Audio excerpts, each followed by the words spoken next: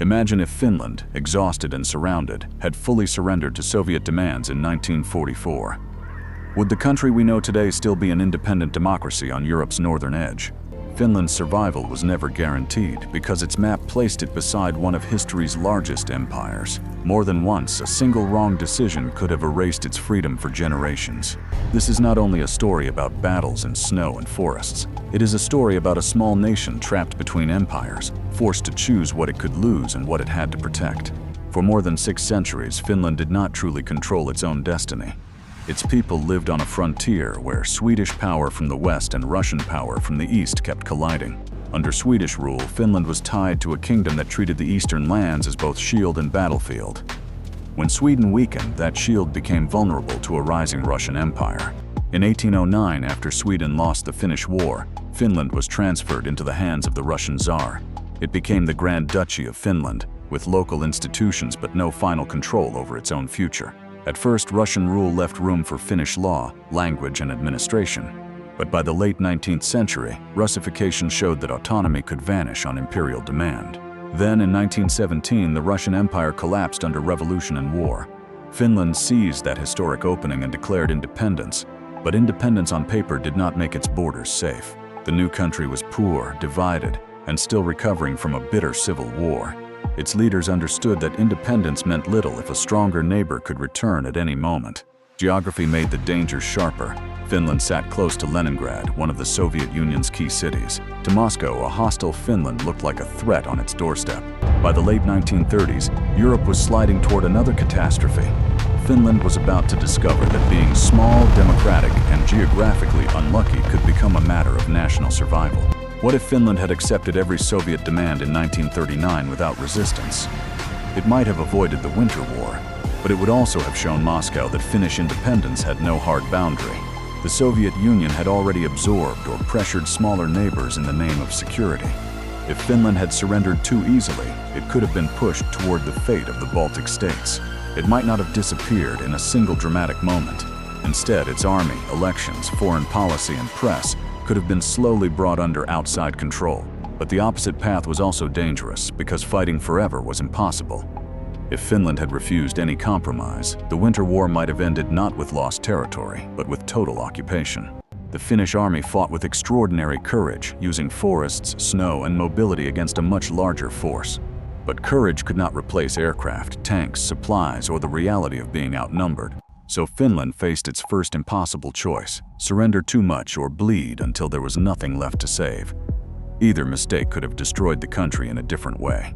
Then came another danger after 1941, when Finland fought alongside Germany against the Soviet Union. What if Finland had tied its fate fully to Nazi Germany instead of keeping separate objectives? In that version of history, Moscow would not have seen Finland as a wounded neighbor trying to recover lost land. It would have seen Finland as a committed enemy that had to be permanently broken. If Finland had gone deeper into Germany's ideological war, Soviet punishment could have been far harsher: occupation, a puppet government, or the end of Finnish democracy. Even victory in 1941 was dangerous. German success made risky ambitions seem possible, and a small country can lose itself beside a powerful ally. Another what-if is more subtle. What if Finland had waited too long to leave the war? By 1944, Germany was retreating, and the window for a separate peace was closing quickly. If Helsinki had waited until Soviet forces reached the capital, negotiation would have meant little. The terms would likely have been dictated under occupation, not bargained by a government still standing. Neutrality was no easy escape either. Both sides distrusted small states in strategic locations, and a weak Finland could have been pressured, infiltrated, or forced to host forces it could not control. So the real question is not whether Finland found a perfect path, because no such path existed. The real question is how it managed to lose land, lose wars, and still keep the state alive. The Finnish army fought with extraordinary courage, using forests, snow, and mobility against a much larger force. But courage could not replace aircraft, tanks, supplies, or the reality of being outnumbered. Finland's answer was painful, cold, and deeply practical. It decided that territory could be sacrificed if that was the price for preserving sovereignty, parliament, and national identity. After the Winter War, the Moscow Peace Treaty forced Finland to give up Karelia and other strategic areas. Hundreds of thousands of Finns had to leave their homes, carrying loss into the heart of the nation.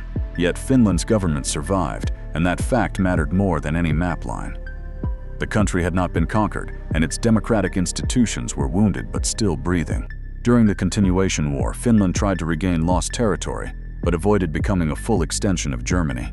That line was imperfect, controversial, and morally complex, but strategically crucial. By 1944, Finnish leaders understood that Germany could no longer protect them. The task was no longer victory.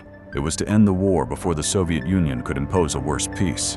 Marshal Mannerheim became president at the decisive moment and moved Finland toward an armistice. He had the authority to tell a tired nation that survival now required retreat, not glory.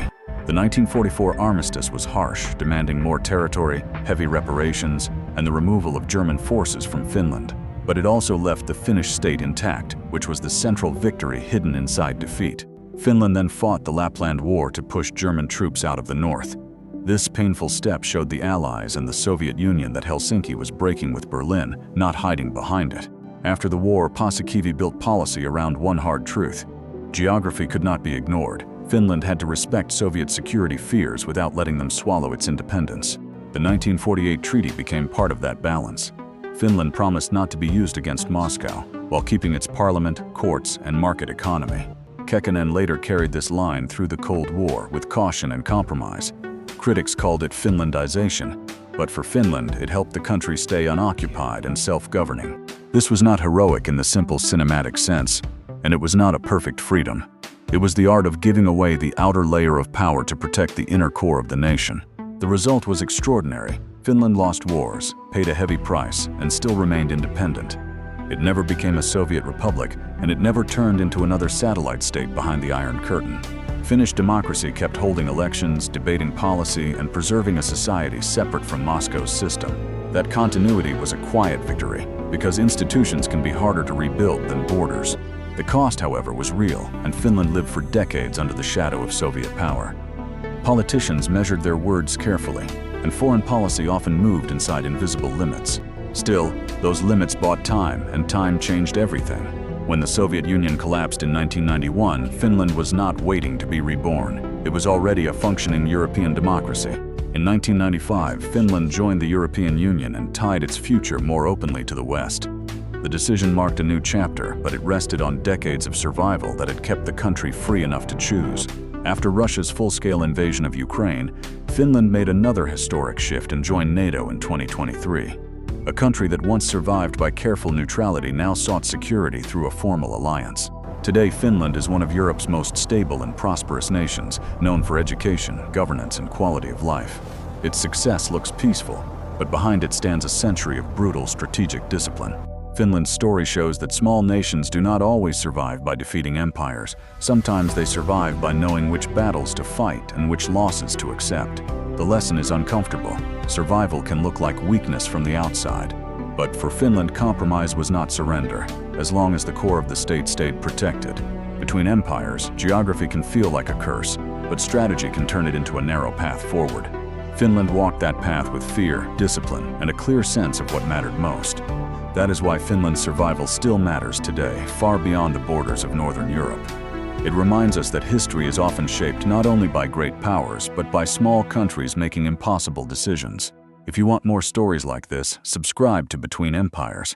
Here we explore the small nations, great empires, and dangerous choices that history often leaves in the shadows.